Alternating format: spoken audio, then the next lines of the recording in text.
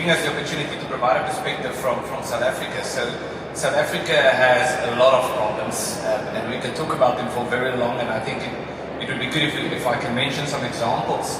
But perhaps it's good for me to start with your question, and this is something that we have discovered in South Africa. We are very much inspired by a term by David Landes, who said that the optimists will win. Now, especially in a country like South Africa, we often say we are not behind Europe and the West, we are ahead. Because many of the problems and the ideas that the West are experimenting with now have already been implemented in South Africa for some time. This globalist experiment of homogenization, making everyone the same and only governing according to individualist principles, as if people don't have national and traditional identities. But we are still optimistic in South Africa, and the reason why we are optimistic is because we have discovered a very important ancient truth, or rediscovered, which is the importance of community institutions. And so if the question is, are there still institutions left that have not been infiltrated by wokeness, or with regard to which it's much more difficult to infiltrate them, the answer is it's community-based institutions, the type of institutions that Alexis de Tocqueville wrote about in Democracy in America.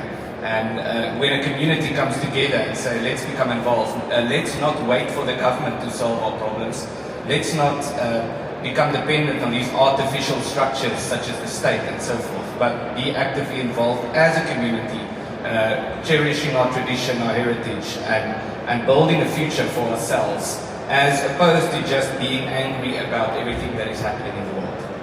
And the definition of democracy made by liberals is if they win the election, that is a democracy. If conservatives win or winning, it is already an autocracy. I'm a Protestant, and some Protestants tend to make the very grave mistake of thinking that the history of the church started with the Reformation. And it's the same with the situation we are in now when we are talking about wokeness, that we often hear this argument that the solution to wokeness is to return to the Enlightenment.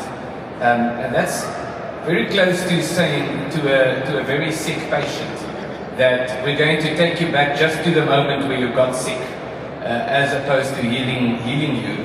Because we have to understand that a lot of the problems that we experience today in terms of wokeness, this hyper-individualism or this extremist individualism, you might say, where you can not just do anything you want, but you can be anything you want, and you can decide what reality is, and then reality has to conform with your decision. These things sprout from some of the ideas that have come up in the last few centuries. It's not just things that have developed over the last decade or so.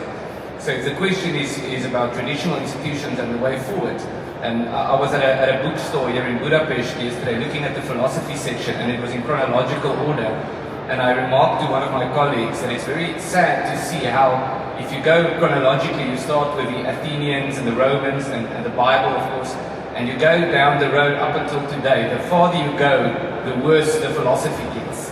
So the history of philosophy is a history of regression. The solution is not to say we must return to the so-called dark ages as the accusation is often.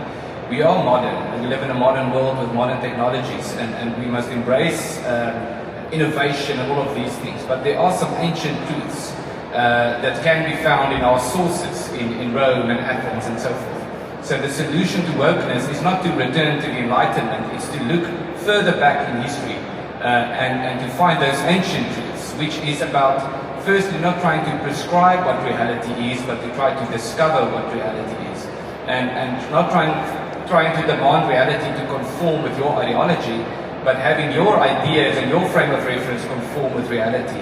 And then, of course, the old ancient truth that man is by nature a political animal. In other words, that by nature we love our families, we love our nations, we love our identities, and that the sources of evil in this world should not be traced to those who want to preserve these things that they have inherited, but rather to those who are trying to destroy these things that we have inherited.